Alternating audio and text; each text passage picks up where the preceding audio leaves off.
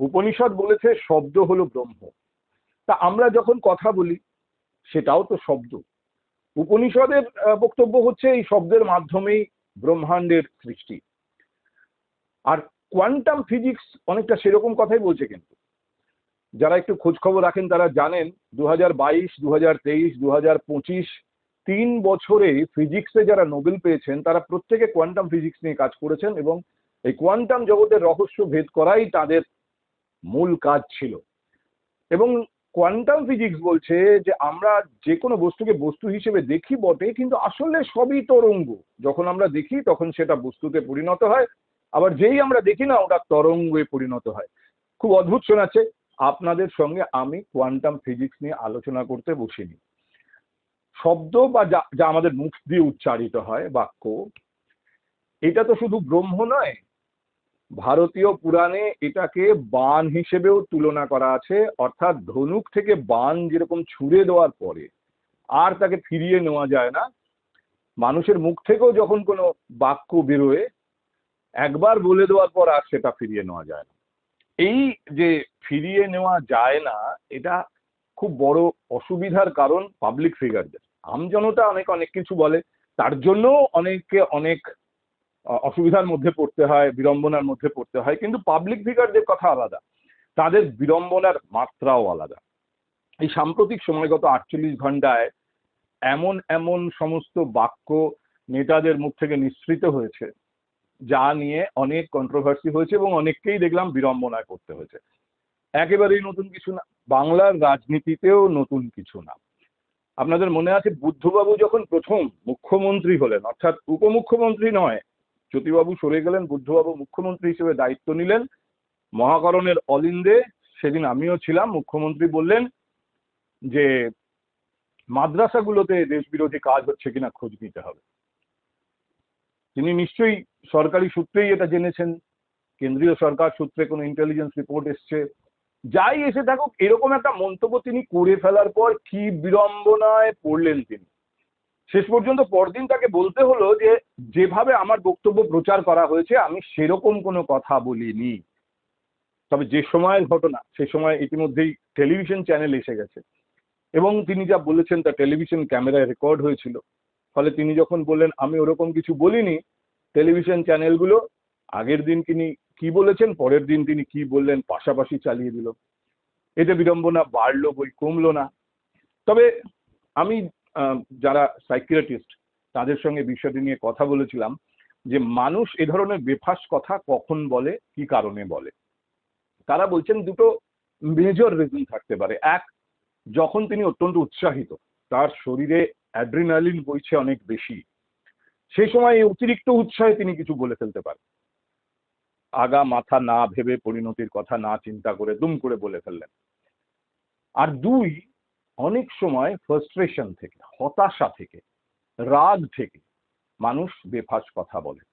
ফলে যত পলিটিক্যাল লিডারদের মুখে আমরা বেফাঁস মন্তব্য শুনি, যা হয়তো বেফাঁস এই কারণে যে তা থেকে বিতর্ক তৈরি হতে পারে, তা থেকে তিনি বিড়ম্বনায় পড়তে পারেন, তার ইমেজের ওপর দাগ লাগতে পারে। মোটামুটি মেজরলি এই দুটো কারণ। এক, ফ্রাস্ট্রেশন থেকে বলছেন, অথবা অতিরিক্ত উৎসাহ থেকে বলছেন। যেমন ধরুন, বিমান বসু বলেছিলেন মমতা বন্দ্যোপাধ্যায় সম্পর্কে একটি প্রশ্নে তিনি শাড়ির ওপরে রাখবেন না নিচে রাখবেন। আপনাদের হয়তো মনে আছে এই নিয়ে বিরাট কন্ট্রোভার্সি হয়েছিল। বিমান বসুর একটা অদ্ভুত কুল ইমেজ। তিনি অত্যন্ত সাধারণ জীবনযাপন করেন, সৎ জীবনযাপন করেন, কখনো তার মুখে কেউ কোনো কটু ভাষা শোনেনি। তিনি হঠাৎ এরকম একটা মন্তব্য করলেন সাংবাদিক সম্মেলনে, আউট অফ ফ্রাস্ট্রেশন। আর বুদ্ধবাবুর মন্তব্য মাদ্রাসা নিয়ে, অ্যাড্রিনালিন। প্রথম দায়িত্ব পেয়েছেন তিনি, সরকারি ব্রিফিং পেয়েছেন, ইন্টেলিজেন্স রিপোর্ট তার কাছে এসেছে মুখ্যমন্ত্রী হিসেবে, এবং তার মনে হয়েছে যে এটা খুব পয়েন্ট অফ কনসার্ন, তিনি বলে ফেলেছেন। কিন্তু এর অন্যরকম কোনো পরিণতি হতে পারে, যারা পলিটিক্যাল সাইড আছে তিনি হয়তো তখন খেয়াল করেননি, বিতর্কের মুখে পড়লেন, বিড়ম্বনার মুখে পড়লেন। নির্বাচনের সময় নেতারা যা বলেন আমি এই ক্যাটাগরির মধ্যে রাখবো না, মনোবিদ্যাই রাখতে চাইছেন না। নির্বাচনের সময় নির্বাচনের খাতিরে অনেকে অনেক কিছু বলেন। বিনয় কুমার বলেছেন, অনিল বসু বলেছেন, আর কে না বলেছেন। এমনকি সাম্প্রতিক নির্বাচনের আগে মুর্শিদাবাদের হুমায়ুন কবির যে ভাষায় কথা বলেছেন, পরবর্তীতে তিনি তার আবার ব্যাখ্যা দিতে চেয়েছেন, বলেছেন ওই রকম ভাবে আমি বলতে চাইনি। এগুলো নির্বাচনী আবহে বলা, কিন্তু সাধারণভাবে যখন এই নির্বাচনী আবহ নেই তখনও যে ধরনের কথা বলা হয়, এই দুটো ক্যাটাগরিতে তার ব্যাখ্যা করা যায়। যেমন ধরুন, গত 48 ঘন্টায় যে সমস্ত মন্তব্য নিয়ে সব থেকে বেশি বিতর্ক ছড়িয়েছে এবং যিনি বলেছেন তাকে বলা যায় বিড়ম্বনায় ফেলেছে, তার মধ্যে অন্যতম অগ্নিমিত্রা পাল। অগ্নিমিত্রার বলুন, অথবা আমাদের উচ্চশিক্ষামন্ত্রী জগন্নাথ চট্টোপাধ্যায়, তিনি কদিন আগে স্যাটা গরম করে দেওয়ার কথা বলেছিলেন। কোথাও যদি কলেজে ভর্তি নিয়ে কেউ টাকা তুলছে, সে যেই হোক, হঠাৎ বিজেপিও যদি হয়, শোনা যায় স্যাঁটা গরম করে দেওয়া হবে। এই সবই হচ্ছে অ্যাড্রিনালিন কেস, অতিরিক্ত অ্যাড্রিনালিন, অতিরিক্ত উৎসাহে কথা বলে ফেলা।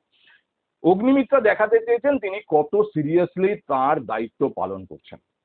একটা অত্যন্ত ঘেঁটে যাওয়া সিস্টেমের দায়িত্ব পেয়েছেন, সেটাকে সিস্টেমে প্রপার সিস্টেমেটিক রাস্তায় নিয়ে আসতে হবে। তার জন্য তিনি সকাল থেকে রাত পর্যন্ত পরিশ্রম করছেন। সব থেকে বড় কথা, এটা তো মানুষকে দেখাতে হবে যে তিনি কাজ করছেন। That is more important. দেখুন, পুরমন্ত্রী হিসেবে বা নারী শিশু কল্যাণের দায়িত্বে অগ্নিমিত্রা পালের মূল দায়িত্ব কি? পুরসভাগুলোকে সচল রাখা, কিংবা ধরুন যে সমস্ত দুর্নীতি হয়েছে সেগুলোর খোঁজ খবর করা, তদন্তের ব্যবস্থা করা। যে সিস্টেমে কাজ হয়েছে সেই সিস্টেমে যদি কোনো গলদ থাকে তো সেইগুলোকে পরিবর্তন করা, পরিমার্জন করা। এগুলোর প্রত্যেকটা অত্যন্ত কঠিন কাজ। প্রথমত তো আপনাকে জানতে হবে কিভাবে সিস্টেম কাজ করে। সেই অভিজ্ঞতা যদি না থাকে তাহলে আগে আপনাকে সেই অভিজ্ঞতা অর্জন করতে হবে, সিস্টেমটা সম্পর্কে জ্ঞান অর্জন করতে হবে, তবে আপনি সেই সিস্টেম পরিবর্তন করতে পারবেন বা পরিমার্জন করতে পারবেন। যে কনফিডেন্স নিয়ে অর্জুন সিং বলতে পারে জুট মিলটা আমি বুঝি তাই আমি জুট মিলগুলো চালু করতে পেরেছি, মালিকরা আমাকে ভুল বোঝাতে পারেনি, সেই কনফিডেন্স নিয়ে অগ্নিমিত্রা পালের পক্ষে বলা সম্ভব না যে আমি পুরসভা কিভাবে চলে বুঝি, পুরো দপ্তর কিভাবে চলে বুঝি। তাকে বুঝতে হচ্ছে, আমলাদের কাছ থেকে, আমলাদের ওপরে নির্ভর করে তাকে বুঝতে হচ্ছে। এই গোটা সিস্টেমটাই আমলা নির্ভর সিস্টেম, এবং এখানে যাই করতে হবে খুব সহজ নয়। বুঝে শুনে জেনে অভিজ্ঞতা অর্জন করে তারপর করতে হবে। সব থেকে বড় কথা, লোকে কি করে জানবে তিনি বুঝছেন, শিখছেন, চেষ্টা করছেন? লোককে জানানোর জন্য একটা কভার দরকার, যেখানে লোকের কাছে বার্তা পৌঁছবে আমি দারুণ অ্যাক্টিভ, আমি খুব ভালো কাজ করছি। এটা যে শুধুমাত্র অগ্নিমিত্রা করছেন তা নয়, যারাই মন্ত্রিত্বের দায়িত্ব পেয়েছেন প্রায় প্রত্যেকেই একই পথে হাঁটছেন এবং সঙ্গত কারণেই হাঁটছেন। আপনারা জানেন এখন প্রচারের যুগ, প্রচার সবার দরকার।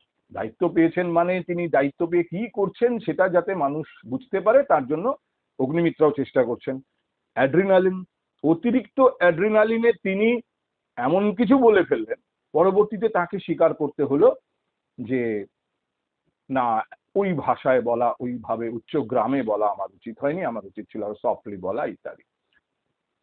কিন্তু আলটিমেটলি তিনি যে কেসটা করলেন, সেই কেসটা বা যে কেসটা খেলেন আমি বলবো, সেই কেসটা তিনি একাই খেলেন এরকম ভাবার কোনো কারণ নেই। একই কেস জগন্নাথ চট্টোপাধ্যায় খেয়েছিলেন স্যাটা গরম করে দেওয়ার কথা বলে। পরবর্তীতে তাকে ব্যাখ্যা করতে হয়েছে তিনি কলোকিয়াল ল্যাঙ্গুয়েজ ইউজ করেছেন। শিক্ষামন্ত্রী, উচ্চ শিক্ষামন্ত্রী,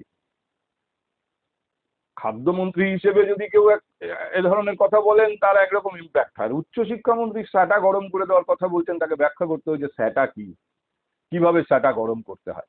তবে আরেক শিক্ষামন্ত্রী যেটা বলেছেন সেটাকে কিন্তু আবার ওই অ্যাড্রিনালিন দিয়ে ব্যাখ্যা করা যাবে, সেটা সিভিয়ার ফ্রাস্ট্রেশন। সুকান্ত বাবু বললেন লাঠি মেরে দল থেকে তাড়িয়ে দেওয়া হবে। কোনো গোষ্ঠীদ্বন্দ্বের বিষয় নেই। কিছু মানুষ নিজেদের স্বার্থে কোনো কোনো জায়গায় ঝামেলা পাকাচ্ছে, পার্টি ব্যবস্থা নিচ্ছে। প্রথমে যেটা হয়, ঘরের ছেলে, আপনার ছেলে যদি দোষ করে আপনি তো প্রথম দিনই তাকে ত্যায্যপুত্র করে দেন না, প্রথমে বোঝান, শোনা বাবা করেন, তারপরে দু চার ঘা দেন। আমাদের পার্টিও তাই করছে, যখন না মানে তা ত্যায্যপুত্র করতে হবে, তখন লাথি মেরে বের করে দেবে পার্টি, তখন বুঝতে পারবে। আচ্ছা, দল তাড়িয়ে দিতেই পারে, তার জন্য লাথি মারতে হবে কেন? তিনিও শিক্ষামন্ত্রী, তার মুখ থেকে লাথি মেরে তাড়িয়ে দেওয়া এই শব্দটা এক্সপেক্টেড কি? কিন্তু তিনি যখন এটা বলছেন তখন কিন্তু ওই সাইকিয়াট্রির নিয়ম মেনে এটাকে আমি অ্যাড্রিনালিনের তালিকায় রাখতে পারছি না, এটাকে ফ্রাস্ট্রেশনের তালিকায় রাখতে হচ্ছে। যেভাবে জেরবার হচ্ছে বিজেপি বিভিন্ন স্তরে, এখন বিজেপির গোষ্ঠীদ্বন্দ্বের খবর আসছে, এই গোষ্ঠীর সঙ্গে ওই গোষ্ঠীর লেগে যাচ্ছে। মনোবিদ্যা বা সাইকিয়াট্রি বলছে এটাও অস্বাভাবিক কিছু না। তার কারণ হচ্ছে যে বিজেপির এই নিচের স্তরে, ব্লক স্তরের বা ওয়ার্ড স্তরের যে সমস্ত নেতারা এতদিন লুকিয়ে ছাপিয়ে বিজেপি করেছেন কিন্তু সংঘের অনুগত ছিলেন, তারা তো দেখেছেন যে তৃণমূল কংগ্রেসের নেতারা ওই স্তরে তারা কিভাবে রাজত্ব করতেন। তো সেইটা তাদের মনের ভেতরে রয়ে গেছে। এখন যখন বিজেপির সরকার, তখন তাদের তো সেই সুপ্ত ইচ্ছা, সুপ্ত বাসনা সামনে চলে এসেছে যে তৃণমূল কংগ্রেসের নেতাদের যে রেলা তারা দেখেছেন, যে দাপট দেখেছেন, ঠিক সেই একই রেলা, একই দাপট এবার তাদের হবে। সেই রেলা দাপট সামনে আনতে গিয়ে তারা অনেক বেফাস কথা বলে ফেলছেন, বেফাস কাজ করে ফেলছেন, অনেক ক্ষেত্রেই ধরা পড়ে যাচ্ছেন, আর তাতে বিড়ম্বনায় পড়ছে দল। দলের যারা ওপরের স্তরের নেতা তারা না পারছেন তাদের কন্ট্রোল করতে, আর না পারছেন এই বিড়ম্বনা সহ্য করতে। আবার তাদেরও ওপরে নেতা আছেন, তারা হয়তো এই ব্যাপারে তাদেরকে দু কথা শুনিয়ে দিচ্ছেন। ফলে সব মিলিয়ে ফ্রাস্ট্রেশন স্বাভাবিক। সেই ফ্রাস্ট্রেশন থেকে যদি সিম্পলি এটা বললেই হতো, যেরকম বলেছিলেন শ্রমিক বাবু, যে এমনকি এমএলএদেরও আমরা দরকার হলে দল থেকে সাসপেন্ড করে দেবো, তো সাসপেন্ড করে দেওয়ার মতো একটা সুন্দর ভদ্র সুললিত ভাষা থাকতে তিনি লাথি মেরে তাড়িয়ে দেওয়ার কথা বললেন। এ থেকেই বোঝা যাচ্ছে দল কিভাবে কিছুটা ফ্রাস্ট্রেটেড হয়ে উঠছে। এখন দুজনকে আমি এই আলোচনার বাইরে রাখতে চাই, একজন দিলীপ ঘোষ আর একজন মমতা বন্দ্যোপাধ্যায়। এরা অনেক কিছুই বলেছেন, অনেক তা নিয়ে বিতর্কও হয়েছে, কিন্তু একটা সময়ে মানুষ, সাধারণ মানুষ, আমজনতা, আমরা সাংবাদিকরাও এটা মেনে নিয়েছিলাম যে ঠিক আছে, কে বলেছে, দিলীপ ঘোষ বলেছেন, আচ্ছা ঠিক আছে, ওকে, টেকেন ফর গ্রান্টেড যে তার পক্ষে এরকম কিছু বলা সম্ভব। তিনি এরকম একটা ইমেজ, একই রকম ইমেজ মমতা বন্দ্যোপাধ্যায়। মমতা বন্দ্যোপাধ্যায় তো মানে কি বলতেন আর কি না বলতেন। ফলে মমতা বন্দ্যোপাধ্যায় যেটা বলছেন সেটাকে মানুষ এনজয় করেছে, গুরুত্ব দেয়নি। কোন গ্রহ থেকে এসছেন?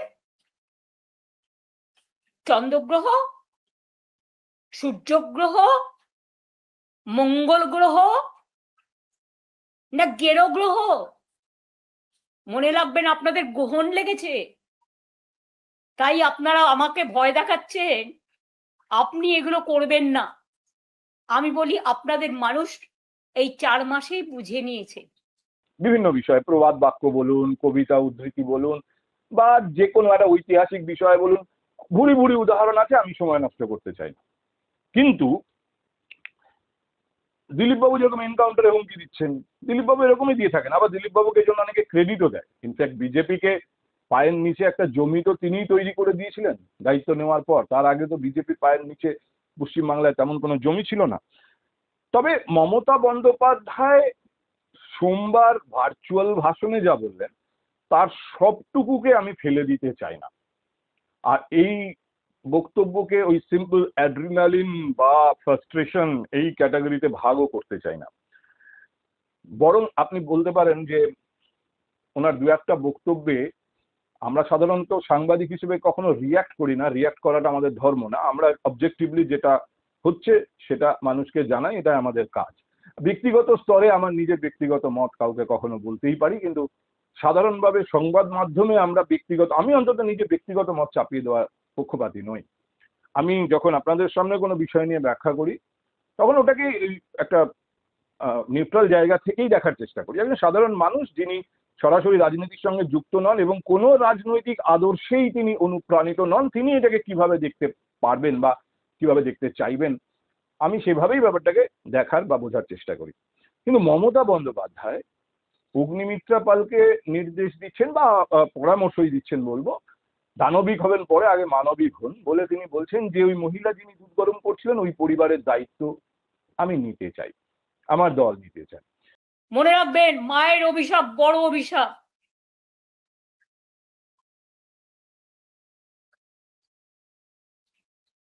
চমকাচ্ছেন, ধমকাচ্ছেন। আমি এই পরিবারটার দায়িত্ব নিতে রাজি আছি। আমি বা আমার দলের সহকর্মীরা যদি এই পরিবারটি মনে করেন তার দুধ ফেলে দিয়ে তার আশ্রয় কেড়ে নিয়ে তাকে অসহায় করে দেবেন, আমাদেরই কোনো সহকর্মীর বাড়িতে আমি তাদের থাকা এবং বাচ্চাদের পড়াশুনো শেখার, তাদের খাবার ব্যবস্থা করে দেব, এইটুকু করতে পারি। আমাদের সহকর্মীরাও করতে পারে এগিয়ে এসে। আমার মনে হয়েছে যে মমতা বন্দ্যোপাধ্যায়কে সামনে গিয়ে কেউ বলুন যে রাজ্যের মানুষ ওই রকম, রাজ্যের প্রতিটি পরিবার ওই রকম সমস্যার মধ্যে থাকা, ওই দারিদ্র্যের মধ্যে, চ্যালেঞ্জের মধ্যে থাকা প্রতিটি পরিবারের দায়িত্ব আপনাকে দিয়েছিল রাজ্যের মানুষ। একবার দুবার নয়, তিনবার দিয়েছে। 15 বছর এই দায়িত্বে আপনি ছিলেন। আজকে যখন মানুষ আপনাকে রিভিউজ করেছে তখন একটি পরিবারের দায়িত্ব নিতে চাইছেন। যদি সঠিকভাবে এই প্রতিটি পরিবারের 15 বছর ধরে আপনি দায়িত্ব নিতেন তাহলে কিন্তু আজকে এই ছবি দেখার কথা না। একদিক থেকে অগ্নিমিত্রা পালের বক্তব্য আমি সমর্থন করি। তিনি পরিষ্কার বলেছেন যে দারিদ্র কোনো কারণ হতে পারে না যে ফুটপাত দখল করে আমি রান্না করব, দুধ ফোটাবো, এটা কখনো হতে পারে না। যদি দারিদ্র্যের কারণে তিনি ফুটপাতে এসে থাকেন সেটা সরকারের দায়, সরকারের ব্যর্থতা, এবং সরকারকে সেই ব্যর্থতা মানতে হবে। আজকে তারা সরকারে এসেছেন কিন্তু তার আগে থেকেই এই ব্যর্থতা চলছে।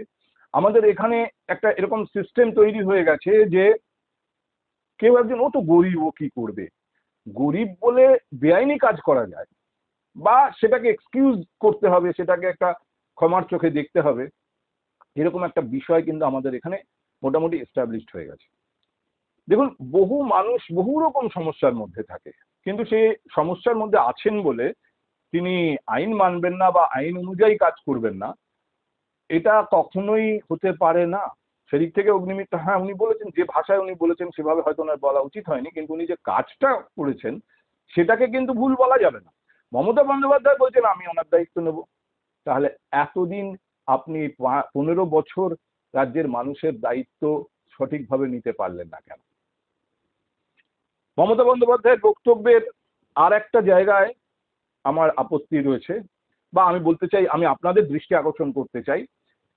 তিনি অন্নপূর্ণা যোজনা নিয়ে যে বিস্তর জল ঘোলা হচ্ছে, বহু মহিলারা তারা কমপ্লেন করছেন তারা যোগ্য অথচ তাদের নাম ওঠেনি, রাস্তায় নেমে আসছেন, তারা গিয়ে বিডিও অফিসে তালা দিয়ে দিচ্ছেন, পঞ্চায়েত অফিসে তালা দিয়ে দিচ্ছেন ক্ষোভের জন্য। এটা নিয়ে কিছুটা চাপে তো অবশ্যই সরকারও আছে, মুখ্যমন্ত্রী নিজেও বলেছেন যে ঠিক আছে ওটাকে আমরা রেক্টিফাই করব এবং যারা যোগ্য সবাই পাবেন, কিন্তু এই চাপটা সরকারের উপর তৈরি হয়েছে, এটা এক ধরনের সরকারি ব্যর্থতা। তো এই রেক্টিফিকেশনের কাজটা সঠিকভাবে সঠিক সময় করতে না পারা অবশ্যই একটা সরকারি ব্যর্থতা, কিন্তু এটাকে সমালোচনা করতে গিয়ে আপনি ধর্ম সামনে নিয়ে এলেন, সব ধর্মের মানুষ পাচ্ছেন। আচ্ছা, এইখানে একটা সরকারি স্কিম আমাদের দেশে, যেটা অ্যাকচুয়ালি কোনো রাজধর্ম বলে তো এখানে, মানে সরকার তো কোনো ধর্ম পালন করে না, আমরা সম্পূর্ণভাবে ধর্ম নিরপেক্ষ একটি দেশ, সেই দেশেরই একটি রাজ্য, সরকারি স্কিমে ধর্মের কোনো উল্লেখ থাকার ব্যাপার নেই, অথচ আপনি ধর্ম টেনে নিয়ে এলেন। লক্ষ্মীর ভান্ডার পাচ্ছে না, অন্নপূর্ণা ভান্ডার 1 মাস দেবেন, 3 মাস দেবেন না, পুজো পর্যন্ত বড়জোর দেবেন, তাও কিছু, সবাইকে নয়। দেখে দেখে দিচ্ছেন, চেকে চেকে দিচ্ছেন, বর্ণ দেখে দিচ্ছেন, ধর্মও দেখছেন না। আপনারা হিন্দু ধর্ম ভালোবাসেন না, আপনাদের হচ্ছে হিন্দুত্ব। হিন্দু ধর্ম অনেক বড় মাপের জিনিস, যেটা স্বামী বিবেকানন্দ বোঝেন, রামকৃষ্ণ পরমহংসদেব বোঝে, বাংলার সংস্কৃতি বোঝে, আপনারা বোঝেন না। মমতা বন্দ্যোপাধ্যায় গদি হারিয়েছেন কিন্তু এই ধর্মের অস্ত্রে, যে অস্ত্র শুভেন্দু অধিকারী ব্যবহার করেছেন। এবার বিরোধী আসনে বসে মমতা বন্দ্যোপাধ্যায় সেই ধর্মের অস্ত্র ব্যবহার করতে চাইলেন শুভেন্দু অধিকারীর বিরুদ্ধে। আপনি তো শুভেন্দু অধিকারীকে রাস্তা করে দিলেন জবাব দেওয়ার। আপনাকে আমি জানি না কি ভেবে আপনি এই কথাটা বলেছেন, এখানে ধর্ম কেন টেনে আনলেন, কিন্তু আপনার ধর্ম টেনে আনার আগে পর্যন্ত এই বিষয়ে যে সমালোচনা, বিরোধী নেত্রী হিসেবে যোগ্য সমালোচনা করছিলেন, কিন্তু যেই মুহূর্তে আপনি ধর্ম টেনে ওর মধ্যে ঢোকালেন সেই মুহূর্তে পুরো বিষয়টা আপনার হাত থেকে আবার শুভেন্দু অধিকারীর হাতে ব্যাটনটা চলে গেল, এবং আপনার বলটা যেহেতু লুজ বল, শুভেন্দু অধিকারী এক পা এগিয়ে এসে কভারের উপর দিয়ে 6 মারলেন। যারা যোগ্য তারা হিন্দু কি মুসলিম কি বিজেপি কি তৃণমূল কি পেয়েছেন, উনি পারবেন নাকি দেখাতে সব করে? আমি শুধু নন্দীগ্রামের একটা গ্রামের কথা বলবো, 86% হিন্দু বাস করে, হরিপুর গ্রাম পঞ্চায়েতের 2 জন হিন্দুকে দিয়েছিলেন আবাসের বাড়ি, একটা গ্রাম, অ্যাপিজমেন্ট। একটা গ্রামে 86% হিন্দু বাস করে, 54 জনকে আবাস দিয়েছেন, 2 জন হিন্দু 52 জন মুসলমান। গোটা রাজ্যের হিসাব আছে আমার কাছে। তবে রাজ্যের মুখ্যমন্ত্রী হিসেবে শুভেন্দু অধিকারীও যা বলছেন সবসময় তার ওপর তিনি যে নিয়ন্ত্রণ রাখতে পারছেন তা নয়। যে বক্তব্য তিনি বলেছেন, রাজ্যের প্রাক্তন মুখ্যমন্ত্রী যিনি এই মুহূর্তে বিরোধী নেত্রী একজন, তাকে রাস্তায় যাতে তিনি না বেরোতে পারেন সেই ব্যবস্থা তিনি করবেন, এরও কিন্তু একটা বিরূপ প্রতিক্রিয়া জনমানসে হয়েছে। ফেসবুকেই থাকুন আপনি, বিকালবেলা আপনাকে রাস্তায় বেরোতে হবে না, আপনাকে রাস্তায় বেরোতে হবে না। আর রাস্তায় আপনি যাতে না বেরোতে পারেন তার ব্যবস্থাও আমি করব। আপনি বারুইপুর নিয়ে খেলতে গেছিলেন, গোল খেয়ে বাড়ি এসেছেন। আপনি হালিশহর নিয়ে চেষ্টা করেছিলেন, সেখানেও ডবল গোল খেয়ে বাড়ি এসেছেন। যত কথা কম বলুন, বিশ্রাম করুন, অনেক বয়স হয়েছে। এক্ষেত্রেও অ্যাড্রিনালিন হতে পারে, কিন্তু কথা হচ্ছে যে মুখ্যমন্ত্রীর চেয়ার এমন একটা চেয়ার, ওই যে বললাম বাক্য একবার মুখ থেকে বেরিয়ে গেলে বানের মতো ফিরিয়ে নেওয়া যায় না।